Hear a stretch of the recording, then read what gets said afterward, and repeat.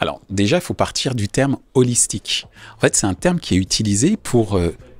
avoir une approche d'un système, mais également toutes les parties à l'intérieur de ce système et l'interconnexion dans toutes ces parties qui font que, eh bien, on a une vue d'ensemble et non pas des éléments qui se séparent ou en tout cas qui sont séparés. Pourquoi je parle du terme holistique? Puisque ce que propose Virtual Mind, c'est du télé-holistique, ce qui veut dire le fait de pouvoir assembler télé-linéaire, addressable TV et téléconnecté dans un seul et même ensemble d'un point de vue monétisation, mais également d'un point de vue offre publicitaire pour l'ensemble du marché. Ce qui veut dire concrètement que demain, les acteurs du programmatique et de la télé segmentée pourront apparaître comme tout autre annonceur au sein des écrans publicitaires linéaires.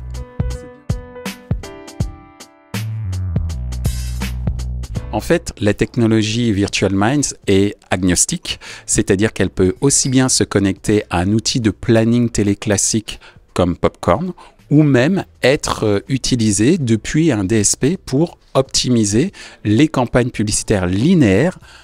au même niveau, ou en tout cas sur le même mode opératoire que sur le programmatique, à savoir le yield management basé sur les CPM les plus importants. Il y a une baisse sensible des dépenses publicitaires en télé linéaire et une explosion des dépenses publicitaires en vidéo. Ce qui veut dire que ça peut générer une sorte de frustration de la part des acteurs télé historiques qui voient un certain nombre de leurs contenus aller en digital sans pour autant être rémunérés à la hauteur de ce qu'ils souhaiteraient comparé à ce qui se passe en télé linéaire. Et donc là, c'est le moyen, grâce à Virtual Minds et Virtual Minds Media Manager, de donner une brique technologique qui va permettre aux télé linéaires d'intégrer aussi bien des annonceurs TV classiques sur le mode opératoire, ou en tout cas le business model GRP, que des acteurs issus du programmatique ou de la télé segmentée sur un business model CPM, et ainsi pouvoir utiliser toutes les optimisations possibles, que ce soit sur la base du revenu ou que ce soit sur la base de la data.